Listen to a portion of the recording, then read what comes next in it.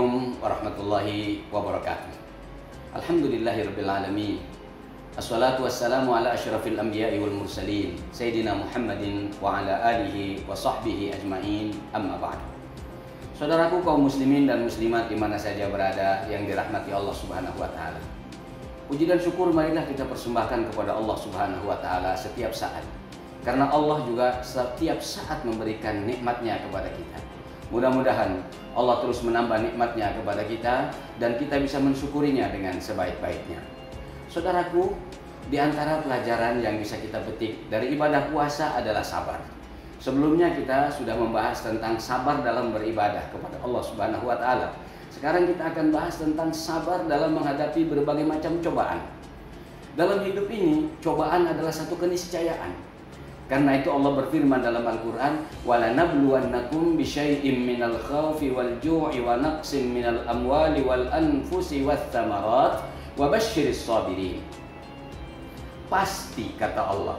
Pakai la-nya adalah lam litauqid ditambah dengan nun litauqid. Artinya satu kepastian dalam hidup ini pasti akan menghadapi ujian dan cobaan. Dalam ayat ini diurai adalah ujian dan cobaan yang tidak enak rasanya. Kenapa? Rasa takut, walju lapar, wal khauf walju wa naqsi minal amwal, kurang penghasilan. Yang tadinya kerja gara-gara virus COVID-19 ini mungkin bisa berhenti kerja atau perusahaan juga berkurang income-nya. Watsamarat, pertanian juga gagal dan seterusnya. Tetapi apa kata Allah? Wa basyiris sabirin. Berikan kabar gembira bagi mereka-mereka yang sabar. Sesungguhnya ketika Allah menguji, memberikan cobaan kepada kita, bisa jadi itu adalah bentuk cinta Allah kepada kita. Meskipun juga tidak bisa disimpulkan semua seperti itu.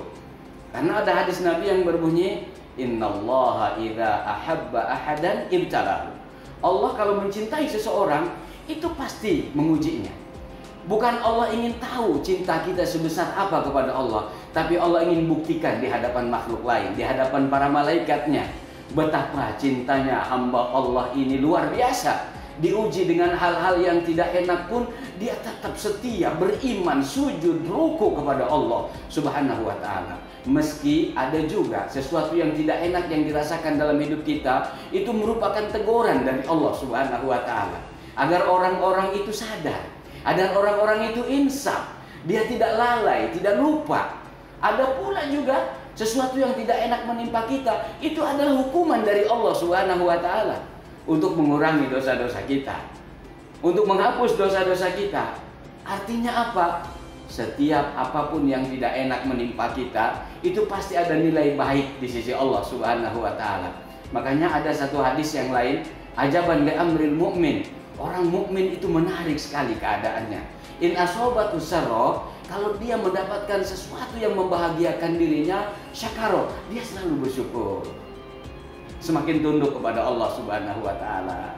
Berterima kasih kepada pihak-pihak yang menyebabkan dia dapat nikmat dari Allah Subhanahu wa taala. Wa in asobatu dharra, kalau dia mendapatkan sesuatu yang tidak enak dirasa, sabar, dia bersabar.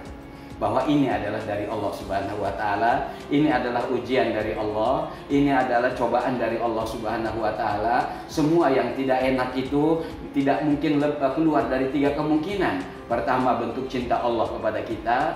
Yang kedua adalah merupakan teguran dari Allah agar kita sadar dan kita tidak lupa kepada Allah Subhanahu wa taala. Yang ketiga adalah hukuman supaya terhapus. Dosa-dosa kita dihapus oleh Allah dengan hukuman itu. Jangankan yang berat, kita sedang jalan, kaki kita tersandung saja, dosa kita akan gugur, akan dihapus. Kita sakit kepala atau sakit yang lainnya, itu semuanya ada nilainya di sisi Allah Subhanahu wa taala. Karena itu kita harus sabar. Belum seberapa kalau kita bandingkan dengan cobaan yang menimpa Nabiullah Ayub alaihissalam. Pernahkah kita dengar kisahnya Nabi Ayub? Berangkat dari orang yang kaya raya, anaknya banyak. Puncak kenikmatan hidup itu anaknya banyak, hartanya banyak. Karena harta banyak, nggak punya anak pun dia tidak sempurna. Apalagi kalau anak banyak nggak punya harta, stres juga. Anak banyak, harta banyak, itu kesempurnaan, tapi diuji oleh Allah. Hartanya habis, anaknya sakit, meninggal, sampai dianya pun dikucilkan.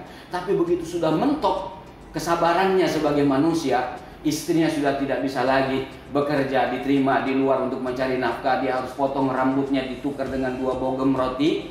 Kemudian Allah turunkan malaikat datang kepada Nabi Ayub. Lalu diperintahkan Nabi Ayub untuk menginjakkan kakinya ke tanah. Urkud birijlik, injakkan kakimu ke tanah.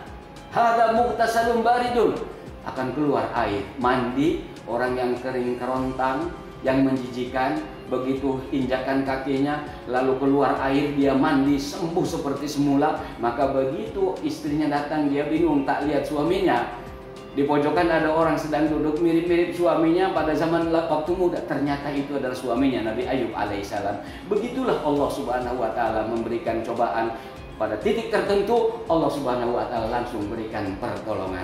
Jangan sedih ketika kita sedang diuji dengan sesuatu yang tidak enak. Inna ma'al usri yusra. Mudah-mudahan COVID-19 yang menimpa kita, menimpa dunia ini cepat diangkat oleh Allah Subhanahu wa taala, dan kita bersabar serta berikhtiar agar kita tidak tertular sambil terus berdoa kepada Allah Subhanahu wa taala. Terima kasih. Assalamualaikum warahmatullahi wabarakatuh.